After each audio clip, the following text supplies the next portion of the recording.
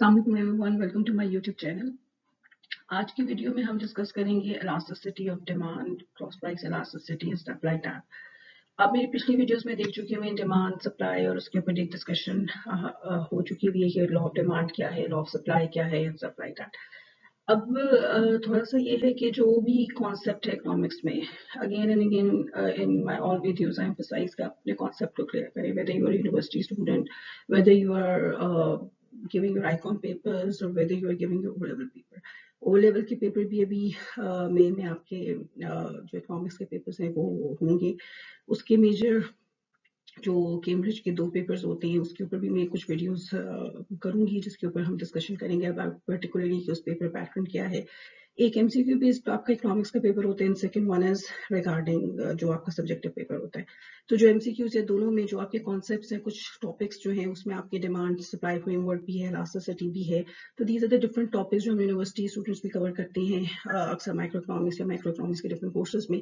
और जो आपके ओ लेवल्स का कोर्स कंटेंट भी होता है तो उसमें basically if you know the concept, it's just about doing the things. तो अगर आपको concept elasticity का पता है, you will be able to do the paper whether it's O level या अगर आप यूनिवर्सिटी या कुछ उसमें कर रही हैं। मोस्टली मैं अपने स्टूडेंट्स के लिए, जैसे मैंने कहा है कि कुछ वीडियोस होती हैं जो उनके लिए करी होती है, लेकिन ऑफ कोर्स ओवरऑल जो ऑडियंस है वो आपके पास जो है वो ज्यादा जो है वो आ जाती है, तो हम उसमें देख लेंगे और उसमें हम उसको कंसिडर कर लेंगे। So basically just talking about first of all कि law of demand क्या था। law of demand was whenever there is an increase in the price, the quantity demanded decreases, जो हम डिस्कस कर चुके हैं बहुत डिटेल में डिमांड की वीडियोस में। what is elasticity? in one word if I describe elasticity, is the response। ठीक है कि आपकी अगर प्राइस इंक्रीज है, क्वांटिटी डिमांड डिक्रीज हो रही है, how much, that elasticity tells us। and there are different types like price elasticity of demand, elasticity of supply। आज briefly जो है we will touch this topic और मेरी अगली स्लाइड में हम ये आज डिस्कस करेंगे इस वीडियो में कि आपकी क्रॉस प्राइस elasticity क्या है, आपकी प्राइस elasticity of demand क्या है, and all these things। तो to start with price, what is price elasticity of demand. ठीक है, सबसे पहले जैसे मैंने आपको बताया कि हम लॉ ऑफ डिमांड हमें बता रहा है कि whenever there is an increase in the price, the quantity demanded decreases when all other things remain constant। तो इलास्टिसिटी का वर्ड हमें पता है कि रिस्पॉन्स, हाउ मच, कि अगर आपकी प्राइस चेंज होती है तो उसकी वजह से आपकी क्वांटिटी डिमांड कितनी चेंज होती है, what are the different factors हम आगे देखेंगे कि किसकी वजह से आपके पास हो रहा है। लेकिन सबसे पहले प्राइस इलास्टिसिटी ऑफ डिमांड है क्या। तो price elasticity of demand as it is clear from its name कि price elasticity of demand whenever there is a change in the price, तो अगर आपकी क्वांटिटी ज्यादा रिस्पॉन्ड करेगी तो हम ये कहेंगे कि द वर्ड इज इलास्टिक, यानी वो ज्यादा रिस्पॉन्ड कर रहा है। अगर आपकी कोई प्राइस चेंज होती है, अगर और उसकी वजह से आपके पास जो की डिमांड है वो लेस रिस्पॉन्स होती है। ठीक है, मतलब हम किसी भी चीज को दे सकते हैं कि हम कहें कि प्राइस इंक्रीज करिए और आप अपनी डिमांड एक जनरल बिहेवियर में कम करिए, तो हो सकता है प्राइस आपके पास जो चेंज प्राइस में आया है वो 20% हो, और अगर आपके पास जो चेंज क्वांटिटी में आया है वो 10% है। तो इसका क्या मतलब है कि प्राइस क्वांटिटी ने जो चेंज रिस्पॉन्ड की है that is less than the percentage change in your price. अगर ऐसी चीज होगी तो हम कहेंगे कि आपके पास डिमांड जो है वो लेस इलास्टिक है। If the percentage change in quantity demanded is more than the percentage change in the price, तो फिर आपके पास डिमांड इलास्टिक है। ठीक है, और अगर आपके पास वो इनइलास्टिक उसमें कहेंगे, जो आगे हम देखेंगे, जो परफेक्टली इलास्टिक और परफेक्टली जिसमें बिल्कुल रिस्पॉन्ड नहीं करेगी। तो फर्स्ट ऑफ ऑल जो आपके पास है elasticity, just keep that in mind that is the response. Response कैसे, price elasticity of demand, of course, so how the quantity demanded responds to the change in your prices। Relation about law of demand and law of supply को यहाँ पे कुछ भी नहीं हुआ, that is the same thing. ठीक है, हम सिर्फ इलास्टिसिटी में रिस्पॉन्स की बात करते हैं कि हाउ मच। सिंपल फॉर्मूला में अगर हम एक सिंपल फॉर्मूला में जाएंगे, that is just percentage change in quantity demanded over percentage change in price.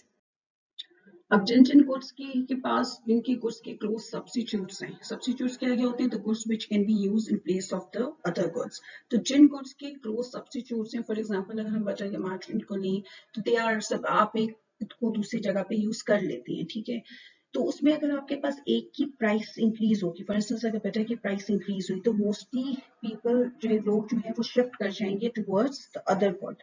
तो इसका मतलब है कि डिमांड यहाँ पे बटर की क्या है, इट इज इलास्टिक, लोग रिस्पॉन्ड कर रही हैं with change in the price. ठीक है, आपकी प्राइस चेंज हो रही है बटर की, अगर उसका सब्स्टिट्यूट प्रेजेंट है तो लोग रिस्पॉन्ड करेंगे और उसको कम बाय करेंगे। और शिफ्ट कर जाएंगे टुवर्ड्स द सब्स्टिट्यूट। इसी तरह अगर हम फॉर इंस्टेंस अगर आप एक्स की एग्जांपल लें which doesn't have a close substitute, तो उसकी प्राइस चेंज होने से आप उसकी डिमांड को चेंज नहीं करेंगे, यानी नॉर्मली जो आपके कंज्यूमर्स हैं वो रिस्पॉन्ड नहीं करेंगे। और जिस तरह मैंने शुरू में बता दिया कि what you have to keep in your mind when you are whenever you are studying elasticity कि एक रिस्पॉन्स है।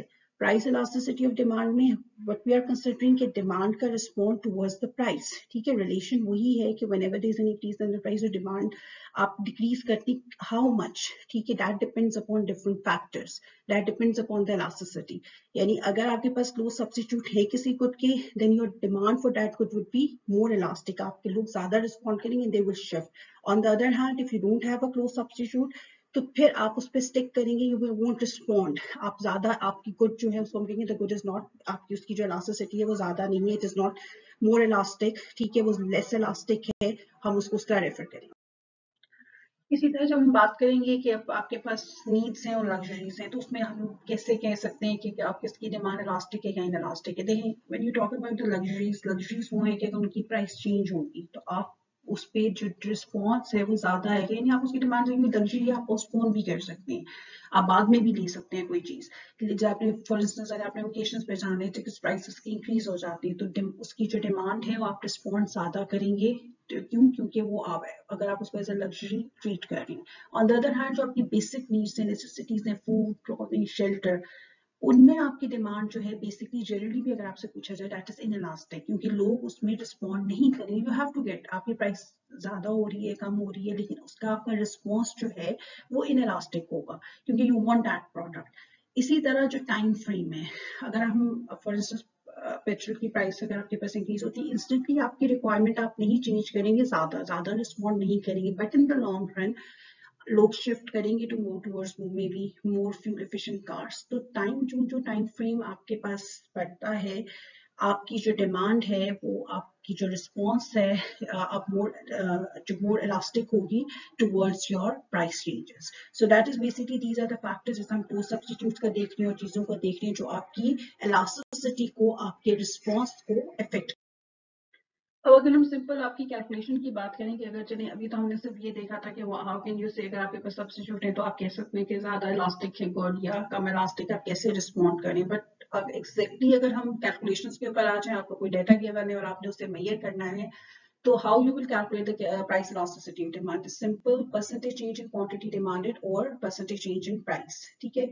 आपके पास वैरायटी ऑफ जो जैसा डिफरेंट आपके पास अभी हम डिमांड का देखेंगे कि वो किस तरह जब हम उनकी इलास्टिसिटी मेजर करते हैं तो उनका जो चेंज कैसे होता है, उनका स्लोप क्या चेंज होता है। So basically if the percentage change in quantity demanded is more than the percentage change in price, you say that elasticity is greater than 1. If the percentage change in quantity demanded is equal to the percentage change in price, it's equal to 1. And if the percentage change in quantity demanded is less than the percentage change in the price, then we say that elasticity is less than 1. तो ये जो तीन हमारे पास greater, equal, that's just simple. You just have to see how your quantity demanded is responding towards the change in your price. ठीक है। अब ये हमारे पास जैसे हमने इलास्टिसिटी के पर्सपेक्टिव से ये डिफरेंट हमारे पास कर्व्स जो आप अपने डिफरेंट बुक्स में भी देख सकते हैं, ये जो अभी मैं फॉलो कर रही हूँ, you can follow the Mankiw book principles of micro economics. तो उसमें आपको ये वाली जो चीजें हैं जो जब भी मैं आपको डिस्कस कर रही हूँ उसमें से होती है, किसी भी बुक से आप देख लें, मेजर थिंग ये कि आपका कॉन्सेप्ट क्लियर होना चाहिए। तो आपके पास जब हम इन फर्स्ट स्टार्ट वर्टिकल, हम वर्टिकल लाइन है, ठीक है। अगर आप हमने लॉ ऑफ डिमांड में देखा था, you take demand on x axis and you take price on y axis, जो हम वर्टिकल कह रहे हैं जिसको हम वाई एक्सिस पे प्राइस लेते हैं। अगर आपके पास डिमांड कर्व परफेक्टली इलास्टिक है तो आपके पास स्ट्रेट लाइन है। What is straight line? Vertical, क्या मतलब है कि with the change in the price there is no change in the quantity. तो हमने क्या कहा था कि इलास्टिसिटी क्या है? रिस्पॉन्स। अगर क्वांटिटी डिमांडेड कम रिस्पॉन्ड कर रही है so we say that it is inelastic. अगर वो कर ही नहीं रही है, इस कोई चेंज नहीं है, तो फिर क्या है? That is perfectly inelastic. अगर मैं आपसे कहूँ कि how you calculate what is the elasticity, price elasticity of demand, अगर हम देख रहे हैं perfectly elastic, just if you just MCQ or just a fill in the blank, what is the elasticity of perfectly elastic? तो कुछ भी measurement ना given है, you know perfectly elastic means this, that there is no change in the quantity. So what was the formula? Percentage change in quantity over percentage change in price. So whenever there is no change in your quantity, 0 divided by anything is 0. So perfectly inelastic का हमेशा आपके पास elasticity 0 ही आनी है. On the other hand ये दूसरी दो curves में हम देख सकते हैं कि वो डिफरेंट बताया हुआ है कि आपके पास एक में 11% चेंज है क्वांटिटी में and 22% change in the price. ये वाली सिचुएशन में व्हेनेवर अभी हमने देखा था whenever the change in the quantity is less than the change in the price, so we say that elasticity is less than 1. तो ये जो भी सिचुएशन होगी, जो भी परसेंटेज कैलकुलेशंस होगी, आप उसमें देख सकते हैं. इसी तरह तो percentage change in quantity is equal, जो लास्ट में हम देख रहे हैं, तो वो हमारे पास 1 के बराबर आएगा. ऑन द अदर हैंड अगर हम इसी तरह बात करें हॉरिजॉन्टल, परफेक्टली इलास्टिक का मतलब है कि आपके पास प्राइस, जिसका हम परफेक्ट कंपटीशन में जब आगे कोई टॉपिक्स आएंगे तो उसमें भी हम डिस्कस करेंगे, परफेक्ट कंपटीशन में प्राइस टेकर्स, तो आपके पास परफेक्टली इलास्टिक है कि विद स्मॉल चेंज आपके पास बहुत ह्यूज चेंज आएगा क्वांटिटी में. सो परफेक्टली इलास्टिक के केस में प्राइस चेंज नहीं हो रही.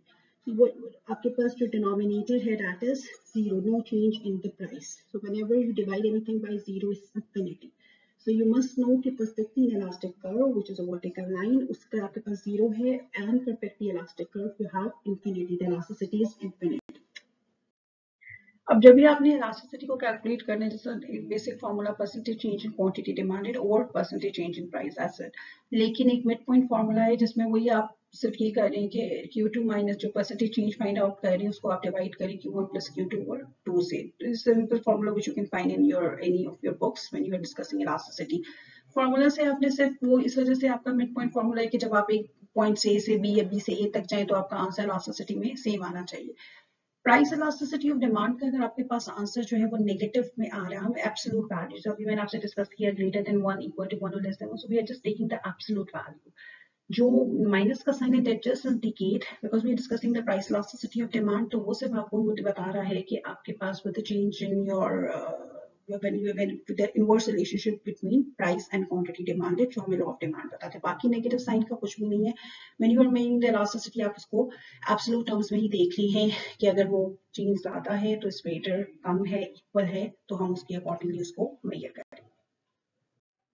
अब एक आपके पास, जैसे अभी मैंने आपको परसेंटेज वाला बताया कि this is how you calculate. अगर एक दूसरा मेथड आपके पास ये है कि अगर टोटल रेवेन्यू मेथड, ठीक है, टोटल रेवेन्यू मेथड आपको ये बता रहा है कि हाउ कैन यू से कि आपका डिमांड इनइलास्टिक है या इलास्टिक है. देखिए, first of all total revenue क्या होता है? Price into quantity. ठीक है, आपका रेवेन्यू कैसे जनरेट होता है? जो भी आपकी प्राइस है, जितनी आपने क्वांटिटी सोल्ड की, आप उसको मल्टीप्लाई करेंगे, that is basically your total revenue.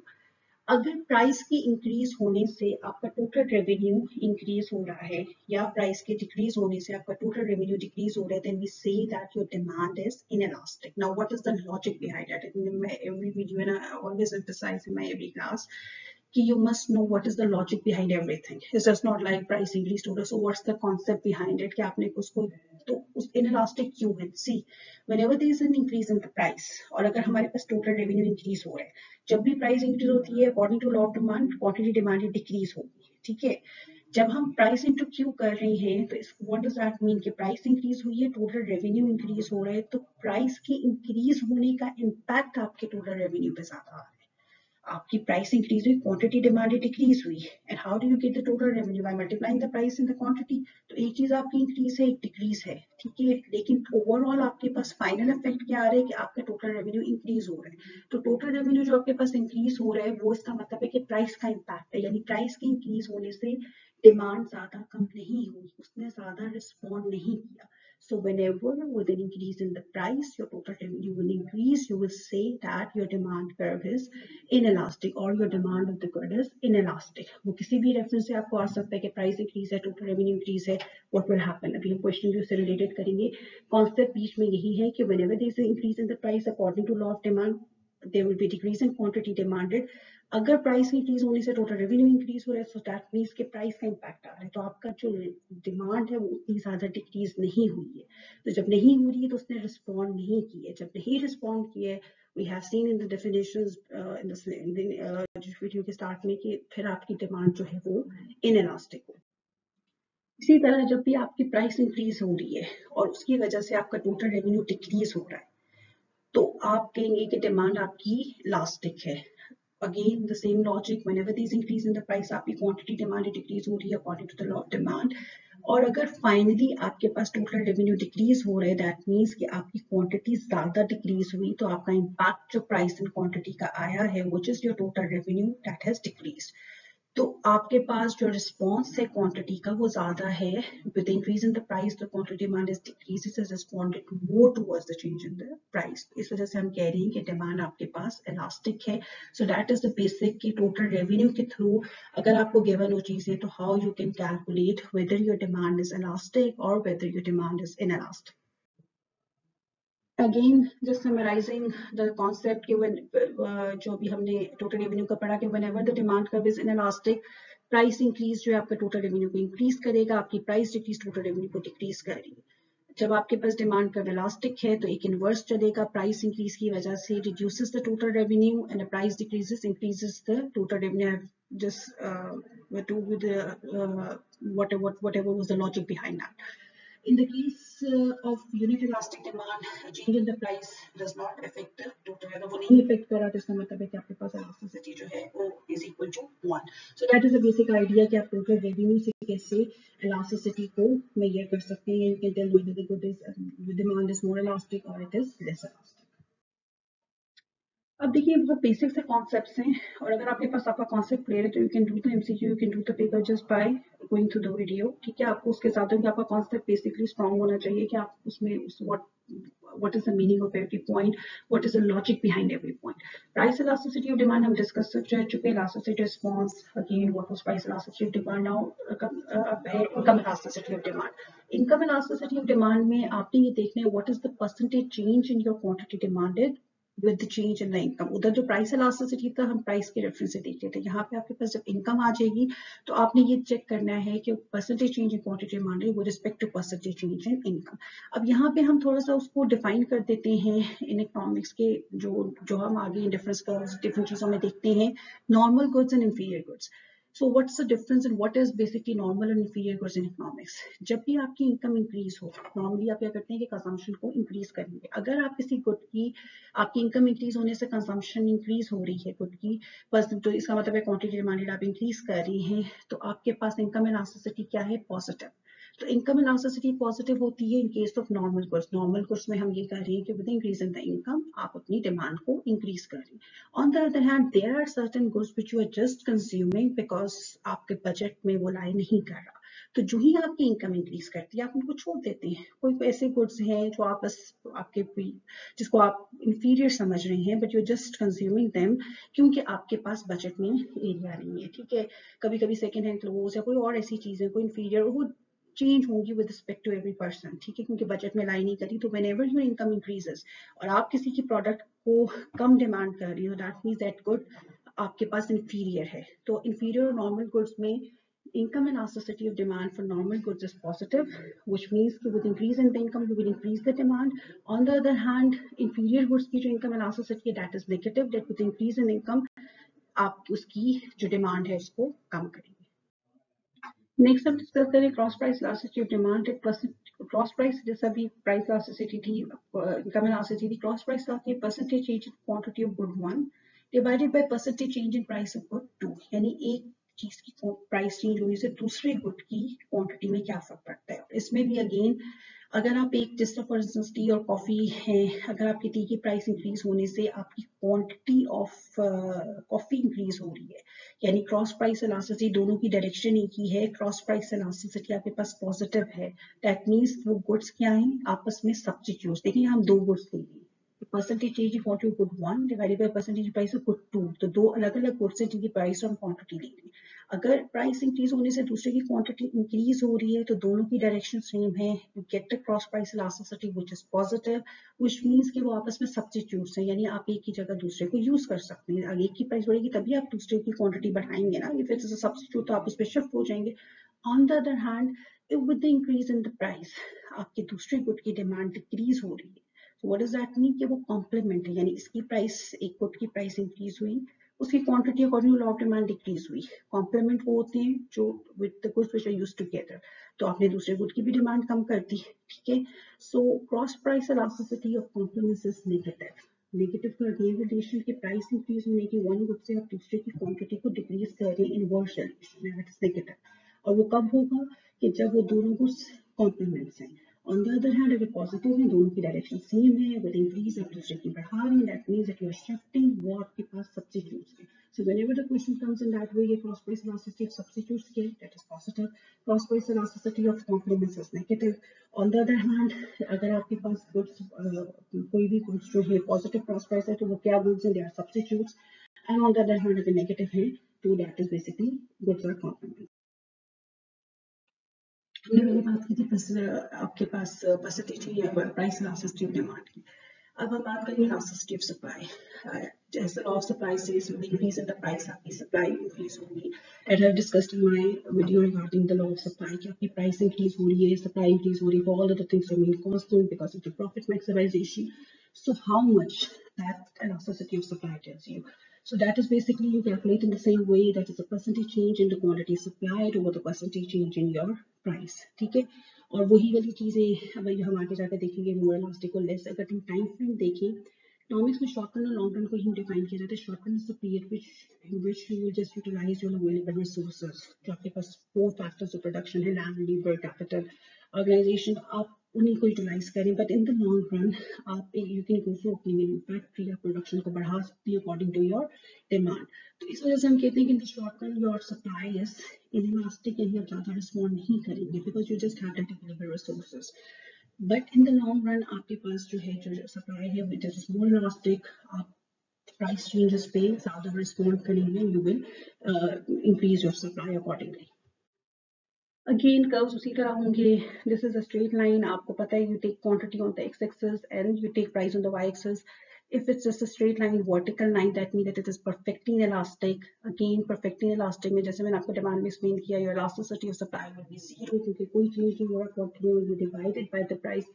Anything divided by zero, if you zero divided by anything, you get zero answer. So perfectly inelastic में there is no change. ठीक है, इसी तरह आपके पास different goods होते हैं। अगर आप perfectly inelastic supply को consider करें, अगर आपके कुछ perishable goods है जिनकी 1 day की जिनका जो expiry है वो 1 day के, तो of course उसमें आपके पास there will be no change in your quantity supplied with the change in the price, तो वो perfectly elastic ही रहेगी। On the other hand, if the percentage change in quantity is supplied is greater than the percentage change in your price is greater than 1, if percentage change in quantity supplied is equal to the percentage change in your price, then that is equal to 1. If the percentage change in your quantity supplied is less than the percentage change in your price, then it is less than 1. On the other hand, this आपके पास अगर horizontal में है, so that means it's the perfectly elastic part. और perfectly elastic supply currently आपके पास elasticity जो है that is infinity, जिस तरह हमने demand में explain किया, that is the same logic behind that. Now one question related to the कि क्वेश्चन आपके पास किस तरह से आ सकते हैं, क्वेश्चन के क्या लॉजिक उसमें हो सकते हैं। तो जिस तरह आपको पहले भी बताया था इनिशियली कि आपके पास कॉन्सेप्ट जो भी आप जैसा डिमांड सप्लाई फ्रेमवर्क देख रहे हैं, इलास्टिसिटी का चैप्टर देख रहे हैं, तो आपके पास वो कॉन्सेप्ट क्लियर होना चाहिए कि क्या है इलास्टिसिटी, ताकि आपके पास कोई भी क्वेश्चन आए, अगर आपके ओ लेवल्स के पेपर्स आ रहे हैं जिस पे भी मैं एक डिस्कशन डिटेल करूंगी। And if you have any of your feedback you can give me in the comment section. तो उसमें जो एमसीक्यूज है जो बेस्ड है वो यही चीजें हैं कि आप उसको कैसे टैकल करते हैं क्वेश्चन को, आपका कॉन्सेप्ट कितना क्लियर है। अब जैसा ये वाला question it just says that a price change causes the quantity demanded of a good to decrease by 30% and the total revenue increases by 15%. So you have to tell that whether the demand is elastic or inelastic. So you don't have to go into any calculations over here. हमने अभी आज discuss किया है कि total revenue से आप कैसे बता सकते हैं। अब उन्होंने कहा है कि change in price है तो वो डिक्रीज हो रहा है, तो इसका मतलब है कि आपकी प्राइस जो है वो इंक्रीज कर रही है। जब प्राइस इंक्रीज करती है तभी क्वांटिटी डिमांड इंक्रीज करती है, डिक्रीज करती है according to law of demand. With the increase in the price, finally they have given in the question कि आपकी total revenue increase करता है, तो आपकी डिमांड क्या होगी। Whenever with the increase in the price, your total revenue increases, your demand is elastic. And what is the logic behind that? Increase in price से आपकी डिमांड डिक्रीज हुई है, बट जो इफेक्ट है वो आपके पास टोटल रेवेन्यू पे किस पर आ रहा है, प्राइस पे। इसका मतलब है कि तो डिक्रीज इन डिमांड जो है वो ज्यादा नहीं है, उस जो रिस्पॉन्स की डिमांड है which is that is less than the increase in the price. So whenever this is the case, तो हम सिंपल कह देंगे कि आपके पास जो डिमांड है वो इलास्टिक है। ये किसी भी एमसीक्यू के फॉर्म में आ सकता है या कोई भी आपके पास जनरल क्वेश्चन। तो बेसिक जो लॉजिक है, you just have to understand what is the logic, why we are saying that when the price increases the total revenue increases, the demand is inelastic. So what is the reason behind it? तो अगर आपको reason का पता होगा तो you will be able to handle any sort of the question, whether it is an MCQ, whether it is a subjective sort of a question.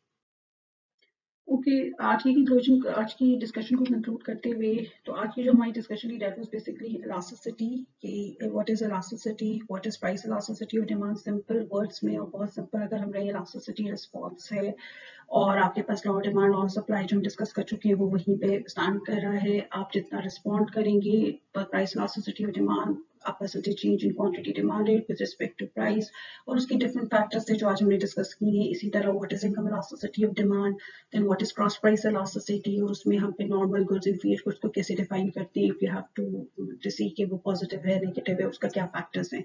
Then coming towards the elasticity of supply, वो भी उसी तरह के percentage change in quantity supply और percentage change in price. इसी तरह इसकी different applications भी हैं। फोर्स के अगर आप इलास्टिक हैं, अगर आप रिस्पॉन्स ज्यादा कर रही हैं, कम कर रही हैं, तो उस पर क्या आपके पास फैक्टर्स आएंगे। मिड पॉइंट फार्मूला का मैंने थोड़ा बहुत डिस्कशन की है, उसके भी रिगार्डिंग डिफरेंट न्यूमेरिकल्स या डिफरेंट चीजें हैं होती हैं, वो किसी और वीडियो में मैं आपके साथ डिस्कस करूंगी उस क्वेश्चन के पैटर्न को। लेकिन अगेन जिस तरह मैं आपको बता रही हूँ कि the video is beneficial for every student. अगर आप एवरी स्टूडेंट ऑफ इकोनॉमिक्स, बेशक आप उसमें किसी भी यूनिवर्सिटी स्टूडेंट है या if you are giving your O levels exams, O levels के एग्जाम्स हैं अभी मई में, दे आर द 2 पेपर्स आपके, उसमें से भी आपके पास जो कॉन्सेप्ट है वो क्लियर होना चाहिए। जितना आपका कॉन्सेप्ट क्लियर होगा, you will be able to do your subjective part, you will able to do attempt your MCQs. और कोई भी चीज ऐसी नहीं है जिसमें you have just have to do any rote learning. आपके पास बेसिक लॉजिक होना चाहिए इन एवरीथिंग, ठीक है, which I emphasise in my classes also, which I emphasise in my videos also, कि आपके पास लॉजिक होगा, आप उसको कर सकती हैं। You can give your feedback in the comment section if you want. वैसे मैं साथ साथ इलास्टिसिटी और दूसरे टॉपिक्स के ऊपर भी कवर करती चली जाऊंगी, और मे बी बेसिकली कुछ क्वेश्चन पेपर्स जो है लेवल्स के भी डिस्कस किए जाएंगे सर्टेन वीडियोस। तो you can subscribe the channel, ताकि जो भी नई वीडियोस हैं आप अगर उसको आपको लग रहा है कि that is beneficial for you, तो वो आपके लिए भी इफेक्टिव रहे बिफोर योर पेपर्स। और उसमें हम और भी उसको समराइज फॉर्म में भी चीजों को देख सकते हैं कि which is relevant to you, और जिसको आप उस तरह देख सकते हैं। Thank you so much for watching the video. Thank you.